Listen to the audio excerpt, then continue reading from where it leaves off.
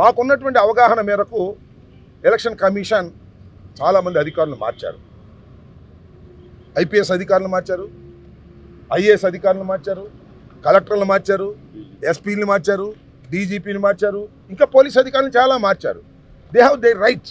ప్రజాస్వామ్యంలో ఎన్నికలు సక్రమంగా జరగడం కోసం ఏదో వైఎస్ఆర్ కాంగ్రెస్ పార్టీ అధికారంలో ఉంది కాబట్టి ఆ అధికారులు మాకేదో సహాయం చేస్తారనేటువంటి అనుమానంతో తెలుగుదేశం పార్టీ వారు, బీజేపీ వారు లేదా జనసేన వారు ఇచ్చినటువంటి కంప్లైంట్స్ మీద మార్చారు. మారిస్తే ఏం జరగాలి?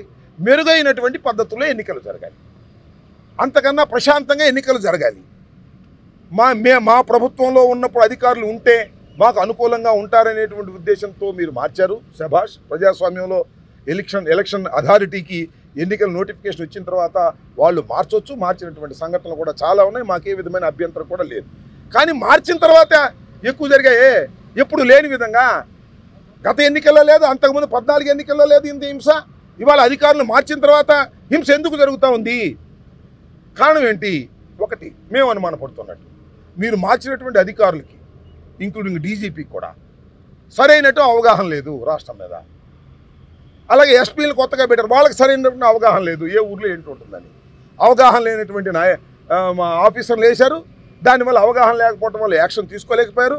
నేను ఇప్పుడే డీజీపీ గారిని కలిసినప్పుడు అన్నాను, నేను ఎన్నికలకు ముందు వచ్చాను, అసలు మెన్ డిస్ట్రిబ్యూట్ చేసేటప్పటికే నాకు టైం సరిపోయింది అన్నాడు. అంటే ఆయన పరిస్థితి ఏంటి చెప్పండి? డీజీపీ గారి పరిస్థితి మెన్ను డిస్ట్రిబ్యూట్ చేయటంకే నా కాలం అంతా అయిపోయింది, ఇంకా నేను దృష్టి పెట్టలేకపోయాననేటువంటి పరిస్థితికి వచ్చిందంటే ఎన్నికల కమిషన్ మార్చినటువంటి అధికారుల వల్ల ప్రజాస్వామ్యానికి లాభం జరిగిందా, నష్టం జరిగిందా ఆలోచించుకోవాల్సినటువంటి అవసరం ఉన్నది, రివ్యూ చేసుకోవాల్సినటువంటి అవసరం కూడా ఉన్నదని ఈ సందర్భంగా నేను చెప్పదలుచుకున్నాను. చాలా ఘోరమైనటువంటి పరిస్థితులు క్రియేట్ అయ్యాయి ఎన్నికల రోజున, ముఖ్యంగా పోలింగ్ డే రోజున చాలా అరాచకాలు జరిగాయి. ఇవాళ ఏం యాక్షన్ తీసుకున్నా ఏం జరుగుతుందో చెప్పండి? ఓట్లు అయిపోయాయి, బాక్సుల్లో ఓట్లు నిక్షిప్తమై ఉన్నాయి, ఓట్లు వేసేటప్పుడు దొంగ ఓట్లు వేసుకున్నారు, ఈవీఎంలు నొక్కున్నారు, ఈవీఎంలు పగలగొట్టే పరిస్థితి తీసుకొచ్చారు, లా అండ్ ఆర్డర్ ఫెయిల్ అయిపోయింది, పోలీసులు ప్రేక్షక పాత్ర వహించారు. దీనికి మూల్యం ఎవరు చెల్లించాలని అడుగుతా ఉన్న ప్రజాస్వామ్యం. ఇంత దారుణంగా వ్యవహరించారే, వీరి మీద యాక్షన్ తీసుకోవాల్సినటువంటి అవసరం ఉన్నది. ఎన్నికల కమిషన్ కూడా మేము రిప్రజెంట్ చేయబోతున్నాం. పోలీస్ అబ్జర్వర్ అని చెప్పేసి ఎవరినో పెట్టారు, ఆయన రిటైర్డ్ అధికారి. ఆయన ఏకపక్షంగా ఎక్కడో ఢిల్లీ నుంచి కబురు వస్తేనో, లేకపోతే పురంధరేశ్వరి గారు చెప్తేనో, లేకపోతే చంద్రబాబు నాయుడు గారు చెప్తేనో ప్రవర్తించే విధిగా వారికి అందుబాటులో ఉంటున్నాడు తప్ప ధర్మంగా చేసేటువంటి పరిస్థితి లేకపోవటం వల్లనే ఇలాంటి దారుణాలు జరిగాయనేది మా అభిప్రాయపడ్డాం.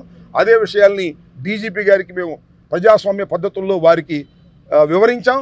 మళ్ళీ ఎలక్షన్ కమిషన్ కూడా కలిసి దీని మీద వివరిస్తాం. ఎన్నికలు అయిపోయిన తర్వాత కూడా హింస కొనసాగటం అనేది చాలా దారుణమైంది.